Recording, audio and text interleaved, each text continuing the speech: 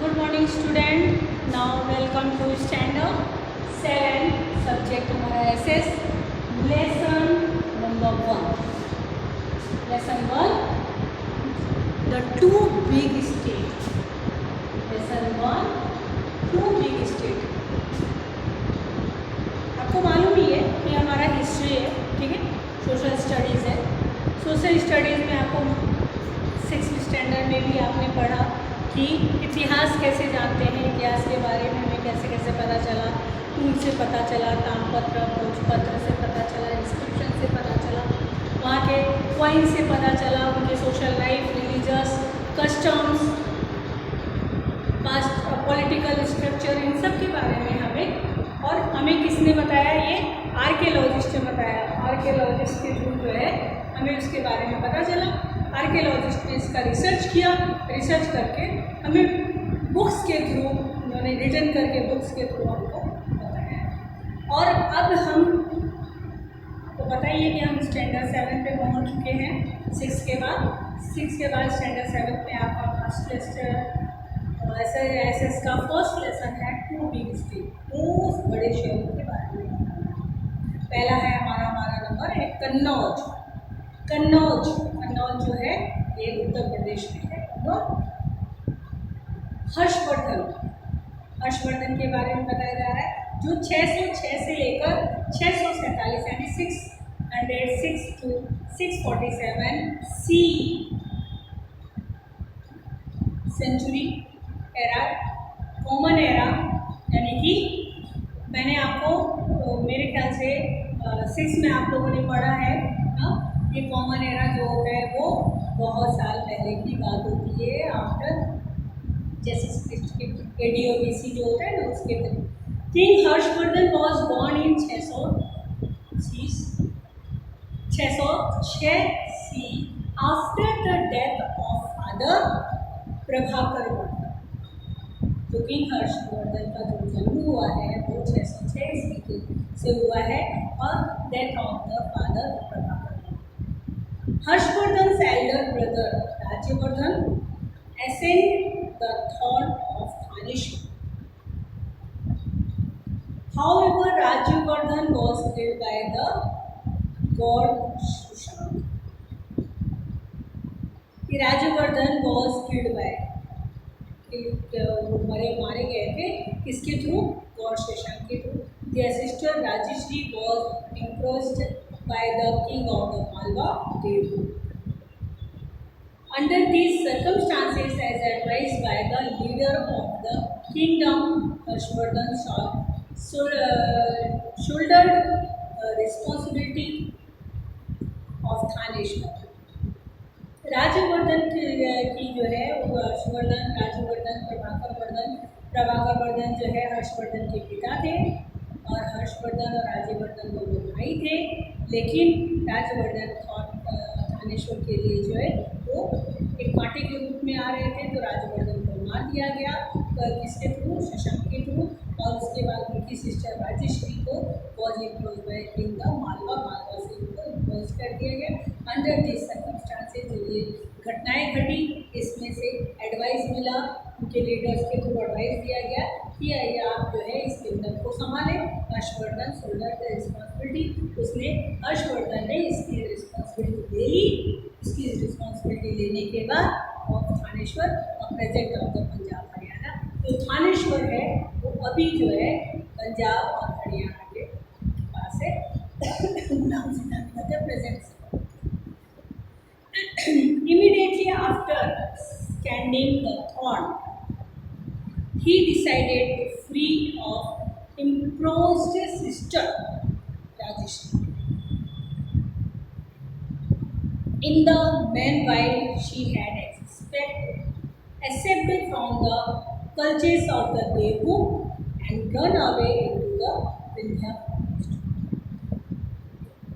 जब after the ascending the throne, इन सब चीज़ों को देख करके जब उनके राष्ट्रों में बहुत ढेर सारे मुसीबतें काटे आने लगे, तो उसने जो है ये डिसाइड किया, और उसकी सिस्टर राजश्री और इन द मेन वाइफ को जो है छूट जाना चाहती थी फ्रॉम द कल्चर्स ऑफ देवदूत के साथ and run out the Vindhya forest और विंध्या फॉरेस्ट की तरफ विंध्याचल फॉरेस्ट की तरफ चली गई। He went to search for his sister, उसने अपनी सिस्टर को हर्षवर्धन ने बहुत खोजा, लेकिन नहीं मिली। And with the help of the people living in the forest and the Buddhist Dwarika Mitra he stopped Iran communism. Since Rajashree kingdom Kannauj, Uttar Pradesh was without any king that time. काफ़ी दिनों तक राजश्री का जो किंगडम था वो बिना राजा के रहा।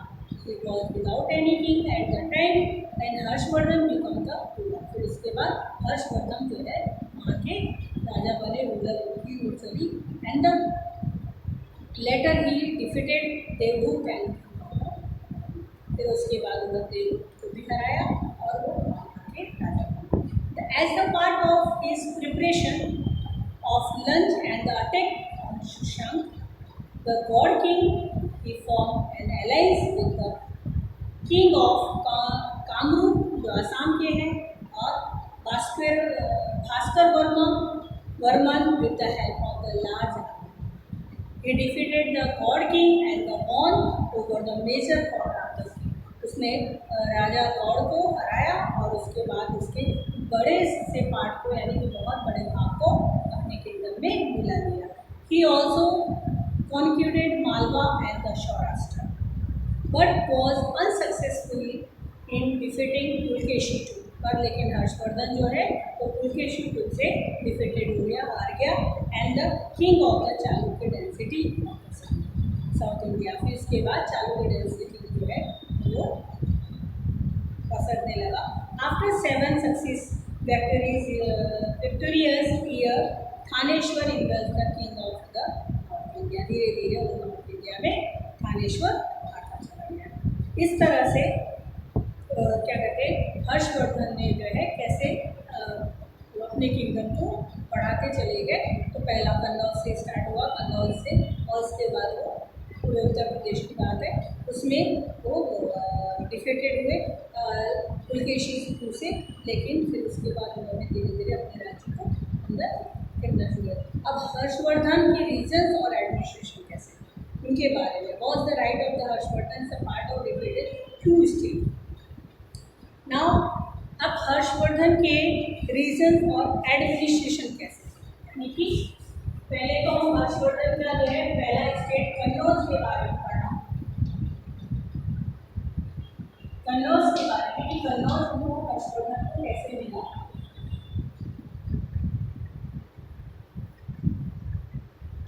कन्नौज को हर्षवर्धन कन्नौज कैसे मिला उसके बारे में, और फिर कन्नौज से वो कैसे भी डिफीटेड हो गया उसके बारे में बताया।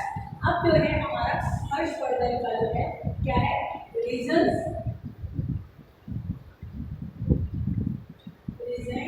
एंड द एडमिनिस्ट्रेशन, उनके प्रशासन administration.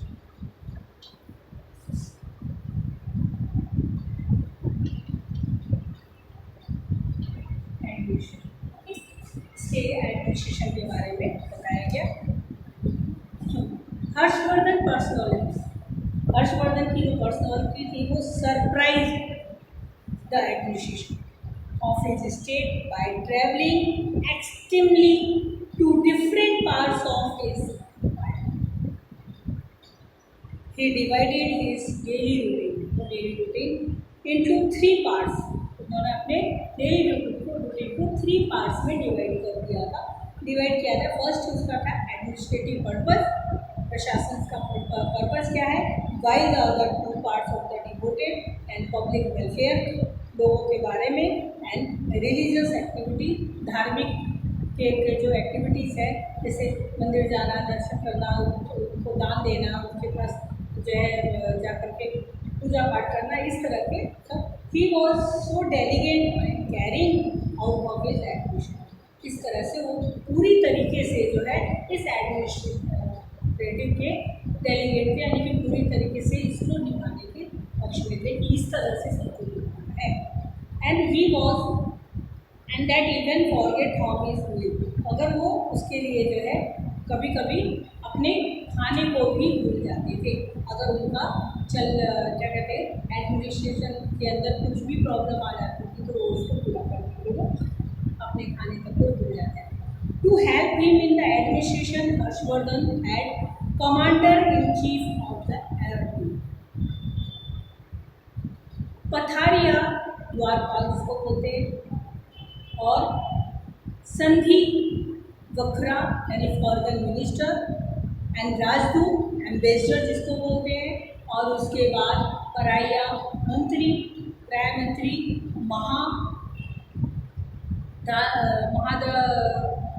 महाजनपद chief justice and the अक्षरा पत्रिका यानी रजिस्ट्रार, यानी कि ये उनके एडमिनिस्ट्रेटर के अंतर्गत आते थे। इतने लोगों को उन्होंने अपने क्या कहते हैं, एडमिनिस्ट्रेशन का मतलब क्या होता है, प्रशासन। किस तरह से हम जो है, जैसे हमारे मोदी सरकार जो है वो अलग अलग स्टेट के सब मिनिस्टर को अलग कर दिया। अब जैसे हमारा गुजरात स्टेट है, हमारे विजय रूपाणी हमारे चीफ मिनिस्टर है, उनके आदेश पर जितने भी मिनिस्टर हैं गुजरात के, जैसे गुजरात की शिक्षा मंत्री अलग है, हर राज्य के शिक्षा मंत्री सब अलग है, हर राज्य के क्या कहते हैं मिनिस्टर्स अलग है, प्राइम मिनिस्टर्स अलग, चीफ मिनिस्टर अलग है। तो इस तरह से प्रशासन के लिए इन्होंने इनको पदायुक्त किया हुआ था। इतने लोग हमारे पूरे राज्य को संभालने के लिए। Name of the administrative officer in charge of the administration in your district in taluka. तो इस तरह से हमारी जो तालुका पंचायत होती है, डिस्ट्रिक्ट पंचायत होती है, इसको भी एडमिनिस्ट्रेट करने के लिए काफ़ी लोगों को माना जाता है, उनको रखा जाता है, TDO रखा जाता है, तालुका डेवलपमेंट ऑफिसर, ठीक है। ये सब जो है वो हमारे जैसे लोकल एरिया के जो है सरपंच अलग है, लोकल एरिया के जो है ये TDA अलग है, ये सब अलग अलग है, तहसीलदार अलग है।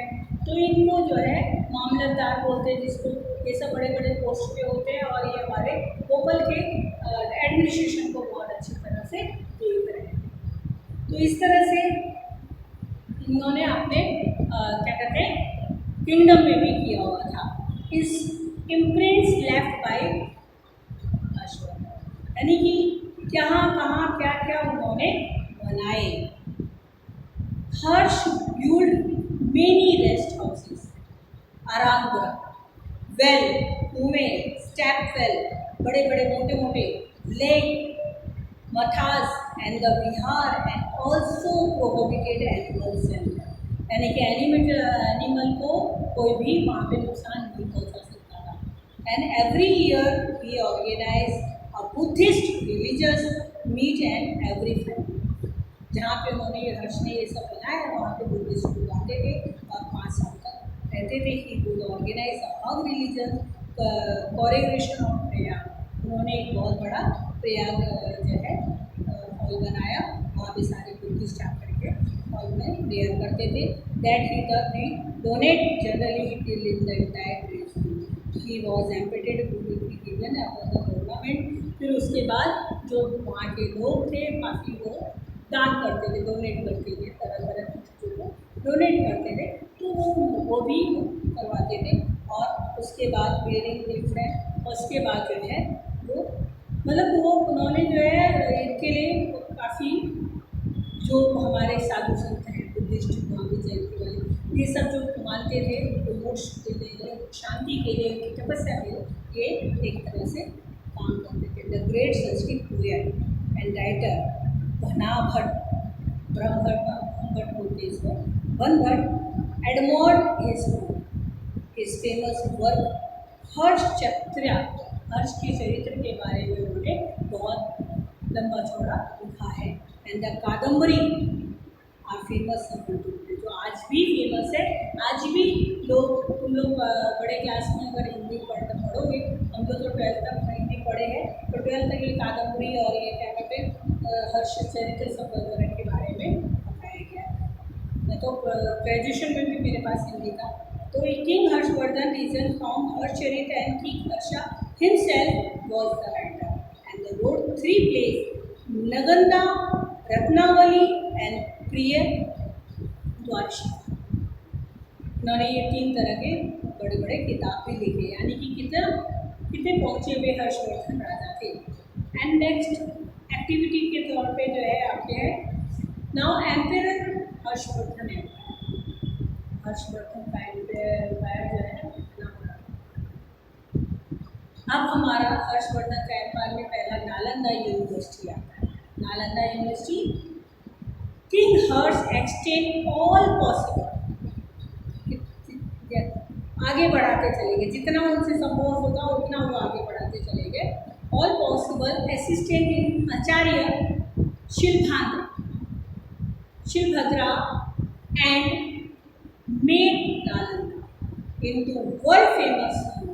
सबसे पहला यूनिवर्सिटी, अगर आपके पास ये क्वेश्चन आते हैं कि फर्स्ट यूनिवर्सिटी कहाँ है, तो फर्स्ट यूनिवर्सिटी नालंदा यूनिवर्सिटी इन बिहार। नालंदा एक जगह है, बिहार में एक जगह है, वहाँ की यूनिवर्सिटी सबसे पुरानी यूनिवर्सिटी, सबसे पुरानी Nalanda university.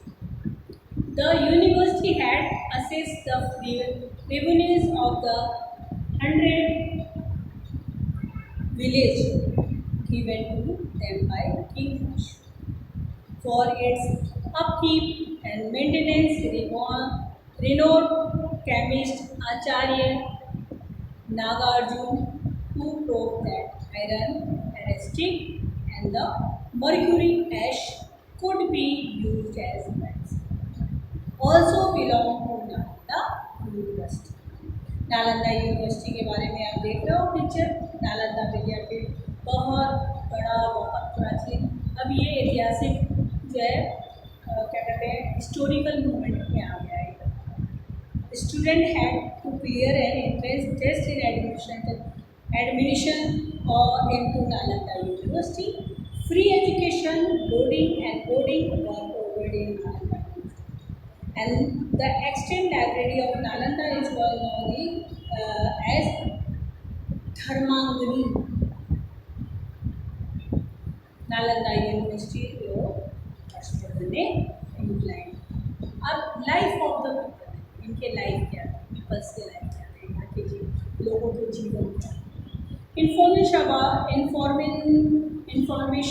about the reason the King Harsh is available from the writing of Chinese travel। आपने फर्स्ट 6 में भी फर्स्ट लेसन में ही पढ़ा है, Chinese traveller Hiuen Tsang. Town and village of the time were fortified and had hub gateway at their entrance। The society was divided into 4 groups, while the Urdha system and intercaste marriage were not prevalent at that time. The custom of sati, child marriage and the polygamy had started by them. The local diet consists the milk and milk provided, wheat, rice, fruit and vegetables. They were clean, simple white clothes. Men wore dhoti and women were sari। आदमी लोग धोती और औरतें साड़ी पहनती थी। Fruit और vegetables ये सब product होता था, और ये टाउन विलेज में जो है उसमें फोर्टिफाइड था और गेटवे था। किसका एंट्रेंस हुआ था? सोसाइटी में डिवाइडेड इंटू 4 ग्रुप्स। किसमें एक कुर्धा सिस्टम, दूसरा intercaste marriage system not prevalent, और कस्टम ऑफ सती के बारे में, चाइल्ड मैरिज एंड पॉलीगैमी। ये 4 भागों में, ये 4 ग्रुप्स में सोसाइटी डिवाइडेड हो गई। And their ornaments, ring, bangles, necklace were made from flowers, and cheese and games of dice were popular means of the entertainment. Acrobat and the consumer wandered from village to learning। इस तरह से उनके life of people का इस तरह से जीवन व्यतीत कर रहे थे। फार्मिंग और एनिमल को एक चराना and were the main occupation. Farming था, खेती था, और एनिमल्स जो गड़ेड़िया वगैरह होते उनका ये खेती था। और इनके जो एग्रोवर्ड्स और कंज्यूमर्स थे वो हर गांव में जा करके उनको एंटरटेन करते। और यहाँ पे जब ह्यूमन ह्यून सेंग आए तो ये टाउन में जो विलेज में जो ये सारे चीज़ होते थे, 4 ग्रुप में सोसाइटी डिवाइडेड हो गई थी, ये सब उन्होंने फिर बंद भी करवाया। एंड द लैंड रेवेन्यू, मतलब लैंड पे टैक्स देना, and the 1/6 of the production, जो प्रोडक्ट कर रहे हैं, जो खेती बाड़ी कर रहे हैं, उसका 1/6 देना, ये बंद करवाया।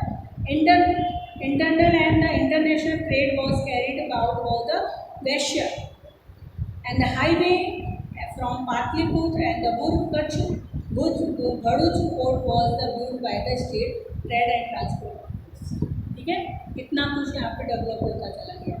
And gold and silver coin were used for commercial transaction, ornaments, states, every and the curved wooden piece were export. And export of the different materials from India increased her prosperity during this season. King Harsh India had good business with Rome, which led to the inflow of gold in India. People followed Hinduism, Buddhism and Jainism, but were tolerant toward other religions. Gold और silver coins वो सब इस जो है इसमें बहुत ज़्यादा commercial था, ट्रांजेक्शन था इनका। ऑर्नामेंट्स स्टेप जो ऑर्नामेंट्स थे यानी गहने थे, स्टैचू था, एवरी था, और कप वुडन का पीस था, और एक्सपोर्ट यहाँ से एक्सपोर्ट होते थे। And the export of different materials from India increase पर इससे हमारा इंडिया धन हो रहा था during the reason of the king. India is had good business ये के साथ अच्छे से रिलेशन से रोम से और with the laid off the India and people follow people यहाँ के लोग हिंदूज बुद्धिस्ट और जैनिस्ट को फॉलो करने लगे, वो टॉयलेट टू गो। ठीक है, ओके। अभी मैं हर्ष के बारे में चलिए, अब हमने ह्यून सेंग जो 629 से 645 सी तक थे, वो चाइनीज ट्रेवलर थे। ह्यून सेंग जो इंडिया में विजिट करने आए थे during the Harsha season and studies Buddhism at Nalanda. ये ह्यून सेंग जो है वो नालंदा में 5 साल तक पढ़ाई किया करते थे, और ड्यूरिंग द टाइम जो है वो उसमें ट्रैवलिंग में भी थे।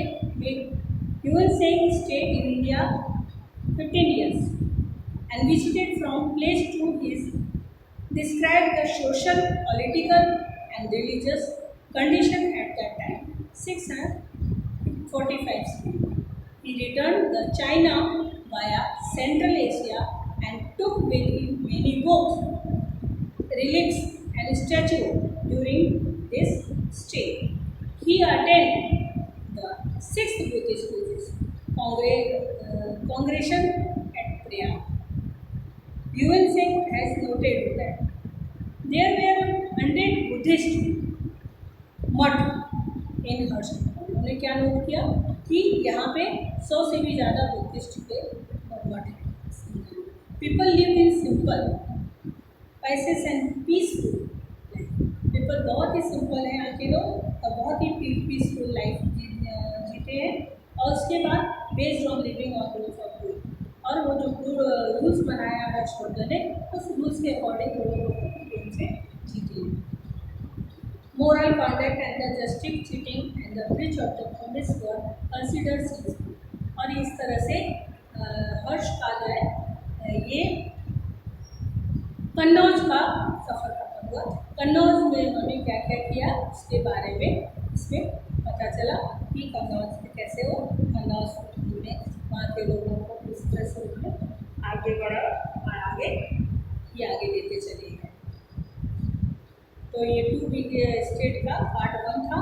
उसके बाद इस लेसन से ह्यून सेंग क्या कहते हैं, इन्होंने क्या क्या किया, हर्षवर्धन जो है जो भी पहनते थे, जो भी ज्वेलरी पहनते थे, जो भी उनका ट्रेड और रेवेन्यू था, वो सब जो है, और क्या कहते हैं वो हब बहुत बड़े गेटवेज जो ह्यून सेंग थे बोला ना हब गेटवेज, तो हब गेटवेज यानी कि बहुत बड़े गेट से जो है वो एंट्रेंस कर दिया उन्होंने यहाँ से।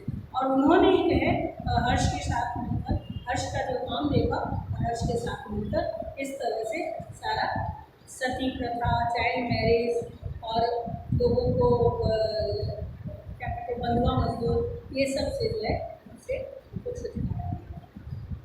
आपके पिक्चर में हिमेन सिंह का दिखा रहा है, हिमेन सिंह बने हुए और रूट ऑफ हिमेन सिंह का इंडिया टूर, उसके बारे में, इंडिया टूर के बारे में भी सारा बताया है कि कहाँ कहाँ वो गए।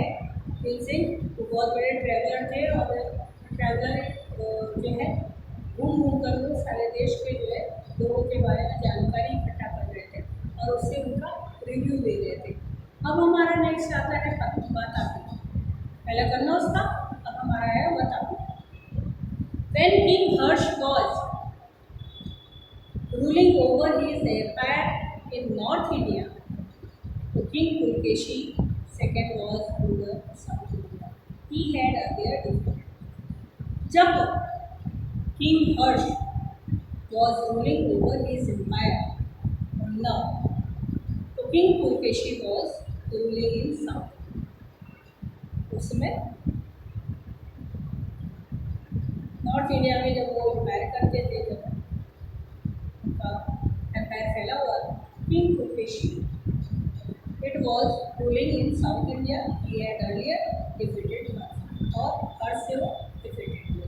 ओके, अब हम नेक्स्ट वीडियो में वातापी के बारे में आगे पूरा डिटेल से बताएंगे, ज़्यादा नहीं है वातापी। फिर उसके बाद ओके, नाउ वातापी के बारे में हम नेक्स्ट वीडियो में बताएंगे।